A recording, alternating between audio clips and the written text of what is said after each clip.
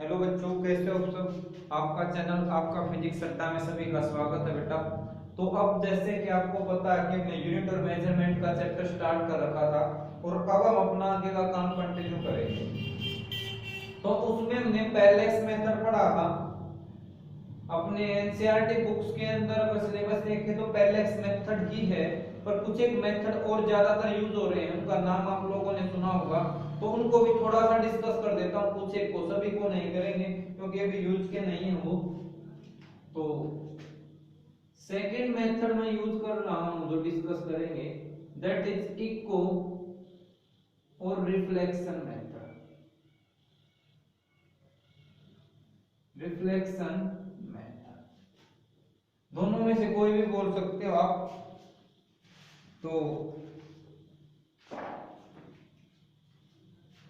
इस मेथड का पहले एक यूज देखते हैं, किस तरीके से ये काम करता है। अगर मैं बात करूं, मैं यहाँ पे खड़ा हुआ हूं या आप किसी पहाड़ी एरिया में जाते हो, आपने एक चीज नोट की होगी, जब हम आवाज लगाते हैं, तेज से एकदम चिल्लाते हैं, तो सामने दूर किसी पहाड़ी से टकरा के वो आपको सुनाई देती है।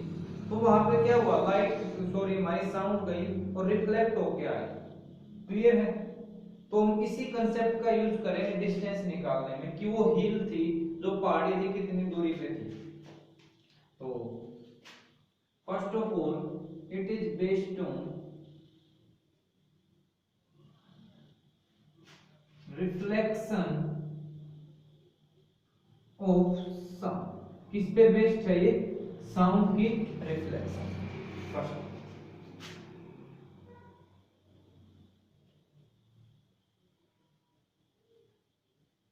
can be used for measuring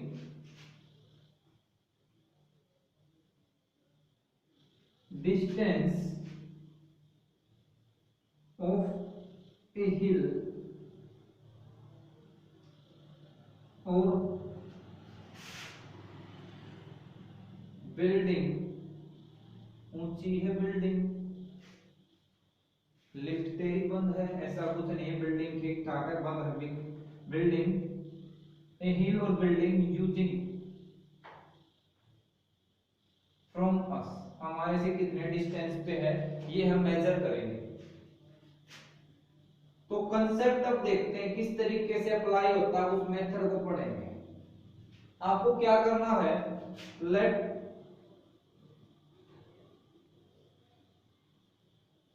which sound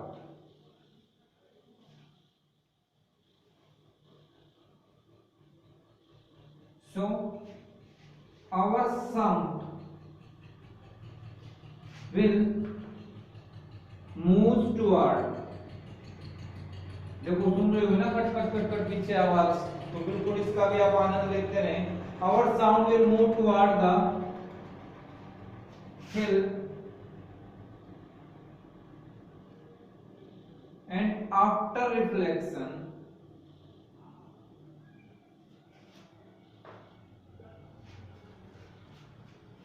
it heard back, हमें दोबारा सुनाई देती है। तो वो हमने मान लिया,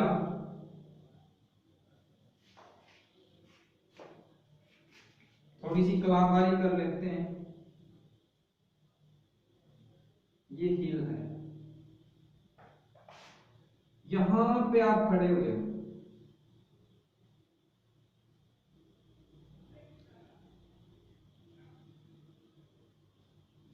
यहां से आपने चिल्लाना स्टार्ट किया, आपकी साउंड गई,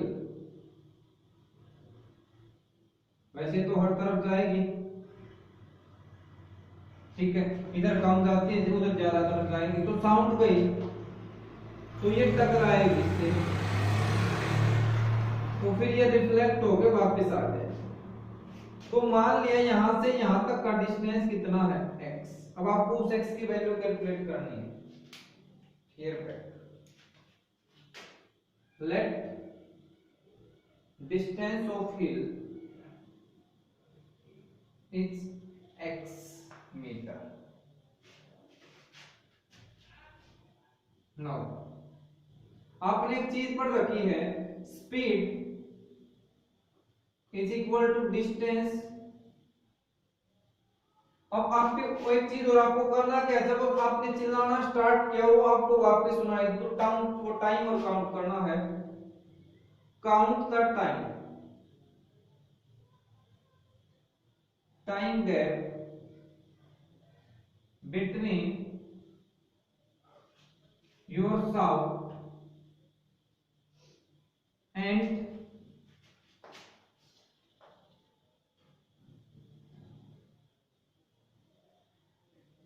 रिफ्लेक्टेड साउंड। जो आपको रिफ्लेक्ट होके सुनाई दी है उसका टाइम गैप आपको याद करना है। तो क्या बन जाएगा, speed is equal to distance by time. तो let it is T second. कितना बेटा, टी सेकेंड। अब एक चीज ध्यान रखनी है, जो टी सेकेंड है वो जाने का भी और आने का भी टाइम है।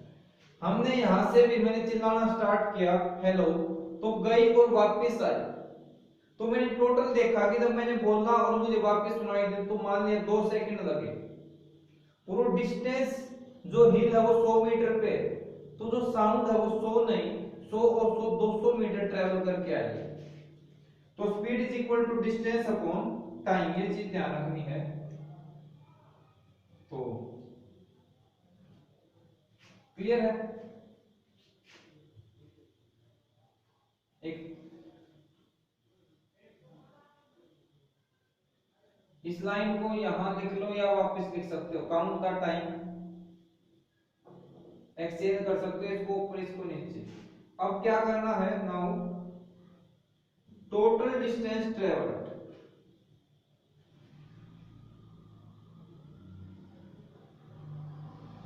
Bye sun is x plus x 2x metre. 2x हो गया, मीटर को छोड़ो। Now speed is equal to distance upon time. तो डिस्टेंस कितना आ जाएगा, स्पीड इनटू टाइम। और ये स्पीड किसकी, स्पीड ऑफ साउंड। यहां पे साउंड ले लो तो स्पीड ऑफ साउंड हो जाएगा। कितनी होती है, अप्रोक्स 334 मीटर पर सेकंड होती है।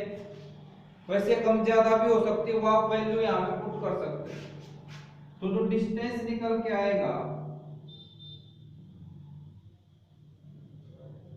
Distance of hill that is equal to approx 334 into time. Hence we can calculate distance of hill। तो इस तरीके से काम करता है बेटा। सेकेंड मेथड, नेक्स्ट मेथड पे चलते हैं। नेक्स्ट मेथड है रेडार मेथड। रेडार की फुल फॉर्म का डिस्कशन करूं तो रेडार का मतलब होता है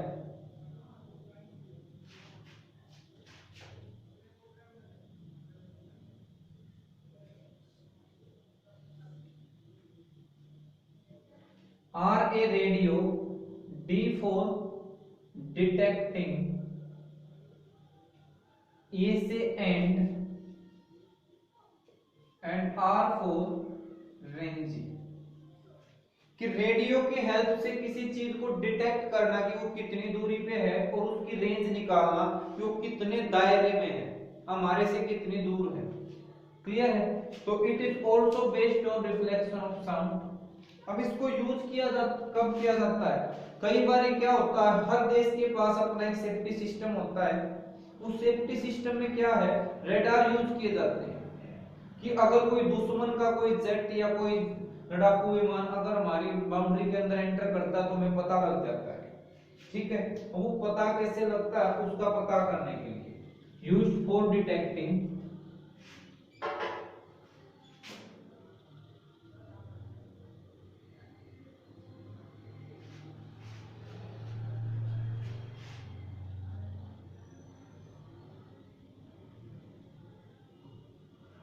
aeroplane, jet, drone,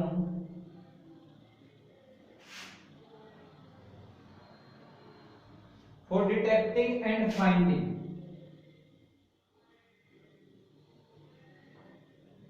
calculating distance of an aeroplane, jet or drone etc. इसमें आपको क्या करना है,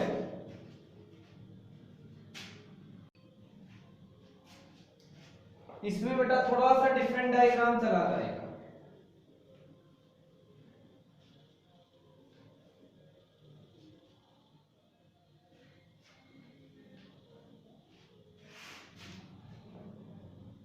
वो कैसे देखते हैं।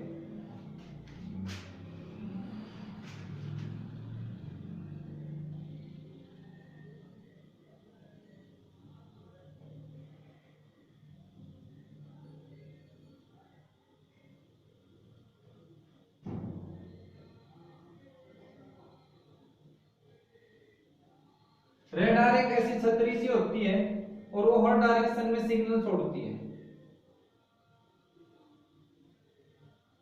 मान लिया दुश्मन का एलजेड जो है वो यहां प्रेजेंट है,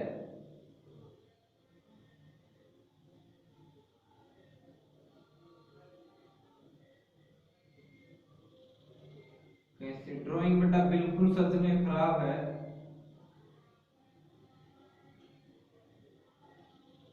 ये जेट है तो ये यहाँ पे तो क्या होगा, रेडियो सिग्नल गया। मान लिया इसका डिस्टेंस कितना x मीटर है तो ये रिफ्लेक्ट होके क्या आ जाएगा वापस उसी टाइम पे। आपको करना क्या, जस्ट करता क्या है, ये सिग्नल छोड़ता है और जैसे ही बीच में कोई चीज आ गई तो उसे टकरा के वापस रिसीव कर लेगा और उस टाइम को चेक करेगा कितने टाइम में उसको रिसीव कर लिया। तो बस इसी पे बेस्ड है।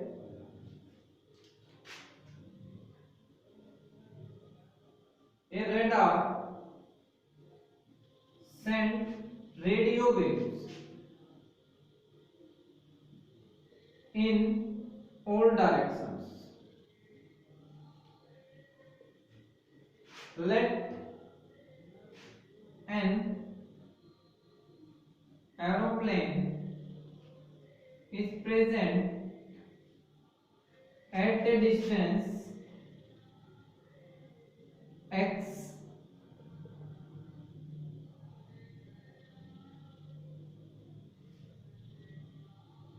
present in sky at a distance x from radar.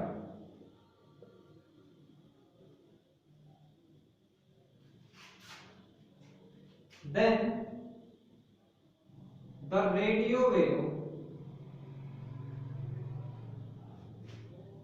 will reflect back या received back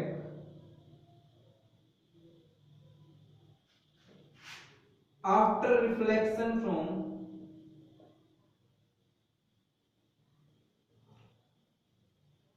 aeroplane। ठीक है, and time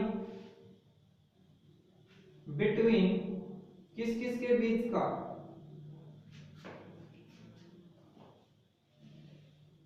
जो भेजेंगे उसको इंसिडेंट बोल लेंगे, incident and reflected wave. Reflected wave is counted, late it is t second.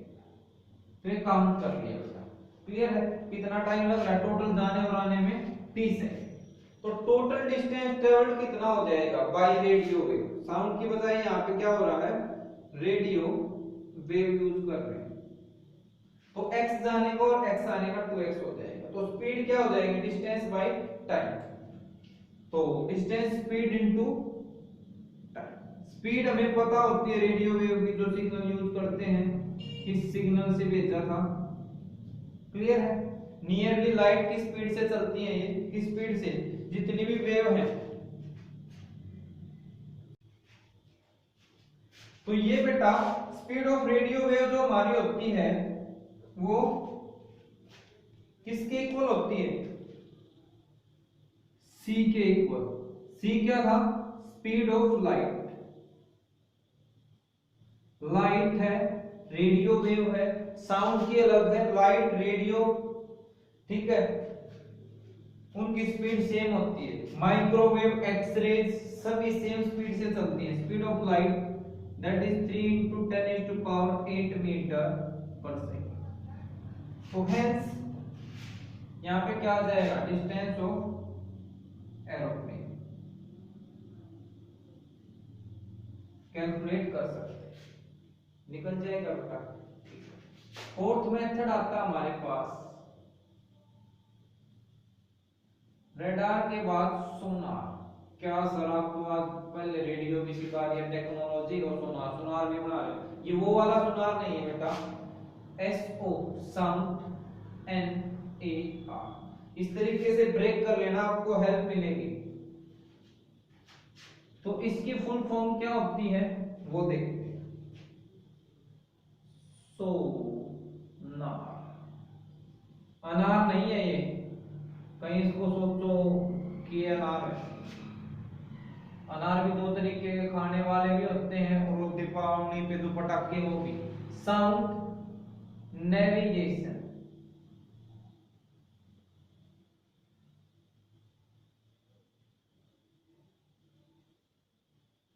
And ranging. Navigation का मतलब होता है बेटा, जब हम इस चीज का यूज करते हैं सोनार का, कि जो समुद्री जहाज होते हैं उसमें यूज किया जाता है डायरेक्शन का पता लगाने के लिए। तो नेविगेशन का मतलब होता है दिशा सूचक। नेविगेट करना है, दिशा का ज्ञान लेना कि किस दिशा में हम चल रहे हैं। एंड रेंजिंग, रेंज का मतलब किसी चीज का पता लगाना। जैसे मूवी देखी होगी, मेरी अब तक की फेवरेट मूवी है टाइटैनिक। कुछ बच्चों ने देखी होगी, नहीं देखी तो देख सकते हो, बड़ी अच्छी। टाइटैनिक जहाज का नाम भी सुना होगा, पुराने टाइम में डूब गया था। तो वहां पे हम इससे पता लगाते हैं कि समुद्र के अंदर कि किसी जगह पे नीचे कोई रोक तो नहीं है, बड़ी चट्टान है या सबमरीन है या कोई बड़ा जीव जंतु, उसकी प्रेजेंस का पता लगाने के लिए। और है तो कितनी दूरी पे है, कितनी गहराई पे है। तो ये भी रिफ्लेक्शन पे बेस्ड है। यूज होगा for detecting and calculating distance of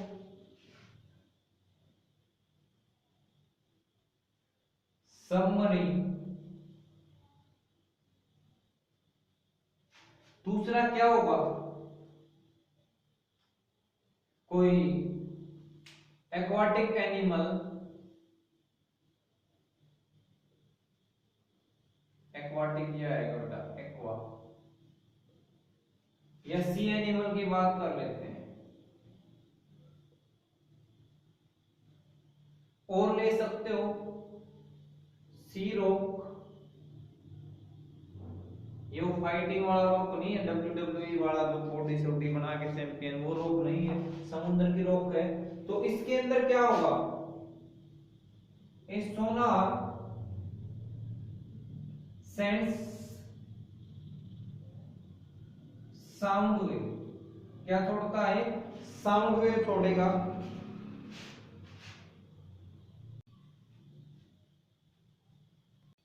बेटा एक चीज बहुत ही पिछले टॉपिक में गलती से, बिल्कुल वेरी सॉरी, मुझे ध्यान बिल्कुल ही नहीं रहा हम क्या निकाल रहे थे, मैंने यहीं पे लिख के छोड़ दिया, वेरी वेरी सॉरी। आप एक बार पीछे चल के करेक्ट करें, वो तो मुझे ध्यान आया है। करेक्शन क्या करनी है वो बता दो, पहले इसमें करेक्ट करवा देता हूं, फिर पिछले दो में जाके चेक कर लेना। तो let sonar send sound wave in all directions. Sonar का डायग्राम बनाते हैं, करेक्शंस बताऊंगा क्या होगी।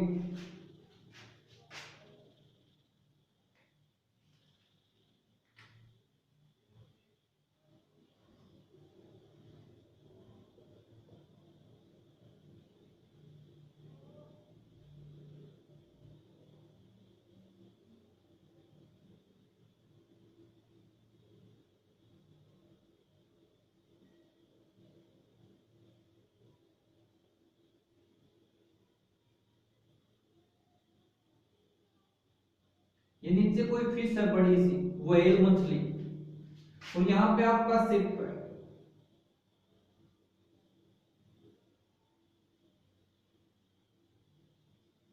बिल्डिंग बना दी है, उसकी चिमनी बना दी, ये हमारे पास शिप हो गए।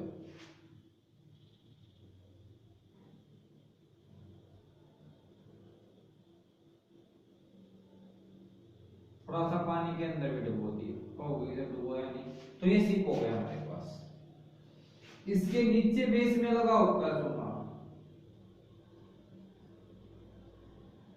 ये लाइट को भेजता है और जैसे इससे जाएंगे तो रिफ्लेक्ट बैक होकर इसे हो जाएगा। अब मान लिया उसका डिस्टेंस कितना है x, तो हमने टाइम काउंट कर लेना, तो क्या बन जाएगा, let's Sonar send sound wave in all direction. तो हमने मान लिया लेट f is और 0, अगर आप कोई चट्टान बनाना चाहो तो वो बना सकते हो। इस present below it at a distance x from सोना, कितने डिस्टेंस पे है, x पे। तो then sound wave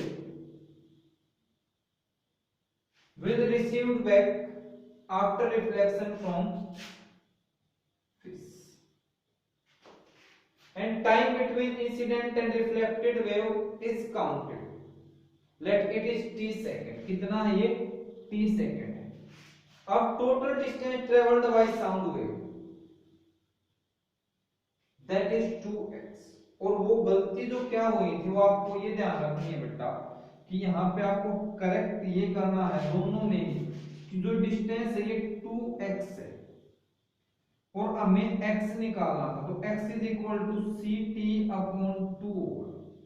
कितना होगा, सी टी अपॉन 2 कर लेना, जहां पे c है वहां पे c, और जहां पे स्पीड की बात हो रही है, जहां पे साउंड का हमने फर्स्ट पढ़ा था रिफ्लेक्शन इको मेथड, वहां पे v लिखना है, स्पीड ऑफ साउंड।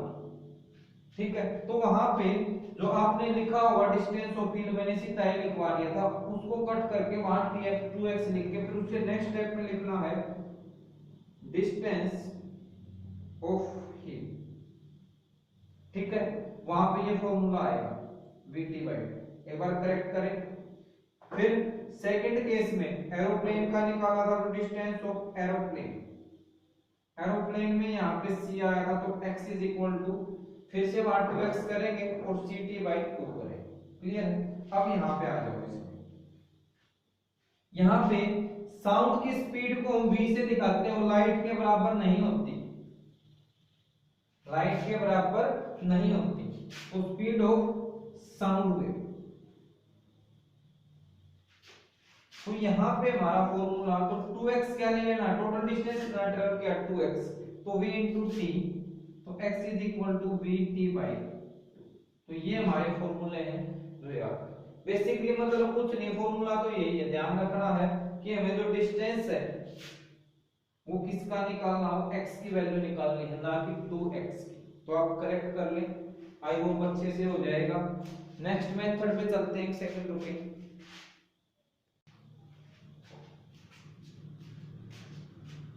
अब अगला मेथड बहुत ही अच्छा और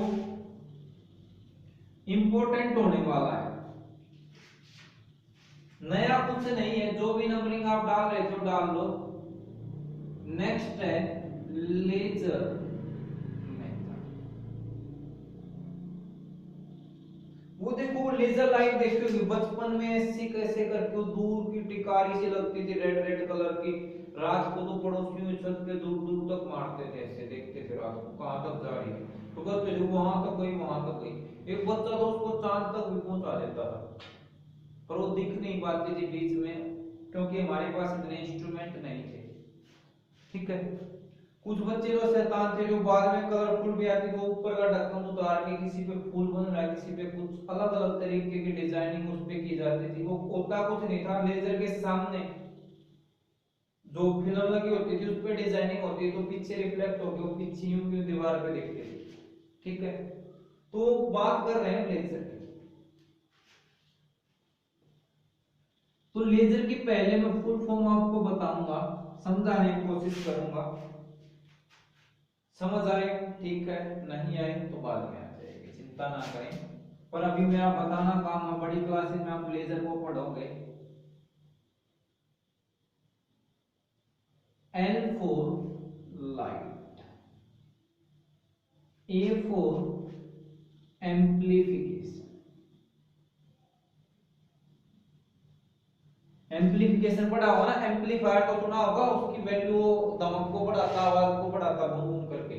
तो यहाँ पे भी उसकी जो क्या बोल सकते हो, मैं एम्पलीट्यूड है उसको बढ़ाने का काम करता है बाय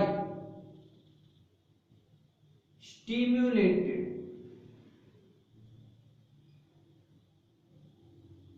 स्टिम्युलेटेड का मतलब बताता हूं, emission, E for emission of radiation. अब आप कहोगे कि सर ये रेडिएशन वर्ड बहुत बार आपका बहुत परेशान कर रहा होता क्या है, पढ़ रखा है कोई दिक्कत नहीं है, नहीं तो नाम तो सुना ही होगा बेटा। हमारे पास बेसिकली 7 टाइप के रेडिएशन होते हैं, गामा रे, एक्स-रे, अल्ट्रावायलेट रे, विजिबल रे। जो हम विबग्योर पढ़ते थे ना, वॉयलेट, इंडिगो, जितने कलर दिखते हैं उन कलर की लाइट सारी विजिबल रे में आएंगे, तो विजिबल रेडिएशन होता है। इंफ्रारेड, नाम सुना हो तो ठीक, नहीं तो बाद में पता चल जाएगा। एक आता माइक्रो, ये वेव होती है, और gamma, x, ultraviolet, visible, infrared, micro, और एक होता है रेडियो वेव्स। तो जो रेडिएशन है सारे के सारे क्या है, रेडिएशंस ही है, क्योंकि हमारा यूनिवर्स दो ही चीजों से मिलकर बना, या तो मैटर से या रेडिएशन से। तो ये सारे रेडिएशन है, एनर्जी की फॉर्म से। क्लियर है? तो ये चीज हम बात कर रहे थे। अब आपको रेडिएशन के साथ जान पहचान हो गई, भाईचारा हो गया होगा, तो वापिस आ जाते हैं। तो एमिशन का मतलब होता है निकलना, तो लाइट एम्प्लीफिकेशन करवाना है किससे, स्टिमुलेटेड का मतलब होता है, एक तो होता है स्पॉन्टेनियस जो अपने आप हो जाए, और स्टिमुलेटेड का मतलब होता है फोर्सफुली, जो हमें फोर्सफुली करवाना पड़े। ठीक है, तो उसको बोल लेंगे स्टिमुलेटेड। फॉर एग्जांपल हम क्या है, जो हमारे घर में आप जो भी बोलते हो, स्टेयर्स बोलते हो या कुछ भी, आपको ऊपर से नीचे बॉल गिरानी है, हम खेल रहे हैं तो ऊपर से नीचे बॉल आनी चाहिए। आपके पास 10 बॉल है, पर 10 की 10 ऊपर से नीचे आ गई, पर आप चाहते हो कंटिन्यूअसली नीचे आती रहे, तो हमें नीचे से ऊपर भी तो पहुंचानी पड़ेगी एक्सटर्नली फोर्स। तो कुछ ऐसे ही, तो लाइट का एम्प्लीफिकेशन करवाना by stimulated emission of radiation, यानी रेडिएशन का स्टिम्युलेटेड एमिशन करवा के लाइट को एम्प्लीफाई करना, तब लेजर बनती है। तो नाम पता चल गया बेटा। अगर नहीं समझ आ रहा तो एक बार वीडियो को दोबारा देखें, इतना ही मीनिंग है। बाकी वैसे तो लेजर पे पूरी आगे फिजिक्स की एक अलग ब्रांच है, लेजर फिजिक्स, तो उसके लिए आपको मास्टर डिग्री तक जाना पड़ेगा, तब तक के लिए आप इतना ही समझे। ये भी रिफ्लेक्शन पे बेस्ड है। अब इसका यूज होता है, अब देखो एक बच्चा था ना जो चांद पे पहुंचा रहा था, वो सही था, बिल्कुल दिमाग वाला बच्चा था, पर उसके पास इंस्ट्रूमेंट नहीं थे, प्रॉपर चीजें नहीं थी, इस वजह से नहीं माप पाया कि चांद कितनी दूर है। तो फॉर डिटेक्टिंग, नहीं डिटेक्ट नहीं करेंगे, मेजरिंग डिस्टेंस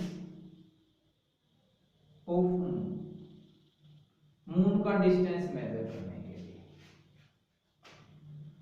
तो इसमें क्या है,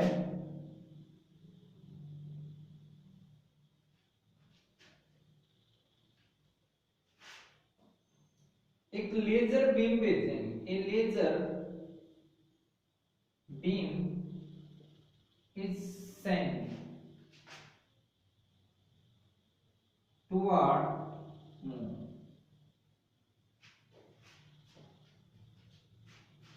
After reflection,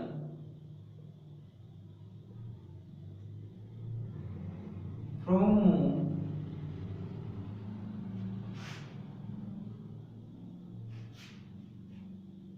it will be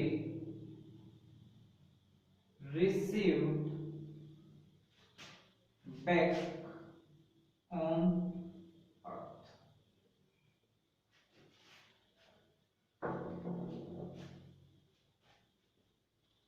after time T, ये हमने मान लिया। कितने टाइम के बाद? टी टाइम के बाद।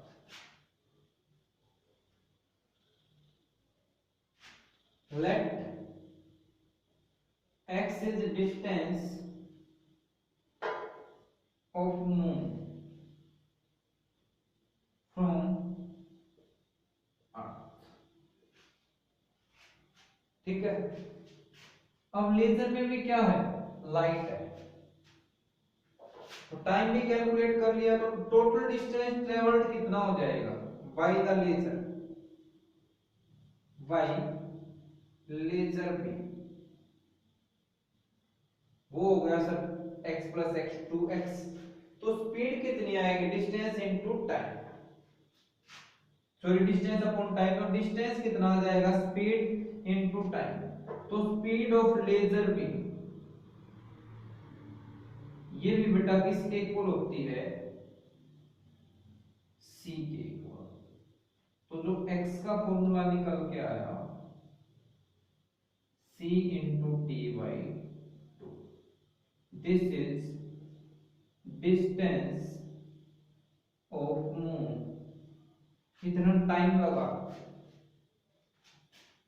उससे कैलकुलेट कर लिया हमने। तो इसी मेथड से कैलकुलेट किया गया था। एक मेथड और है, वो आगे पढ़ेंगे। तो ये थे बेटा कुछ एक मेथड जो आपके बुक्स में डाले गए हैं, कुछ एक बुक्स में, तो आपको इसका पता होना जरूरी है। क्लियर है? तो आज इतना ही करेंगे। नेक्स्ट क्लास में हम कुछ और चीजें डिस्कस करेंगे। नेक्स्ट क्लास में हमारे पास डायमीटर मून का कैसे हम अर्थ पे बैठे बैठे कैलकुलेट कर सकते हैं, एक मॉलिक्यूल कितना छोटा होता है उस मॉलिक्यूल का साइज कैलकुलेट करना सिखाएंगे। तो तब तक के लिए आप ये चीजें अच्छे से पढ़ें। नेक्स्ट क्लास में मिलते हैं। Thank you, bye bye, take care.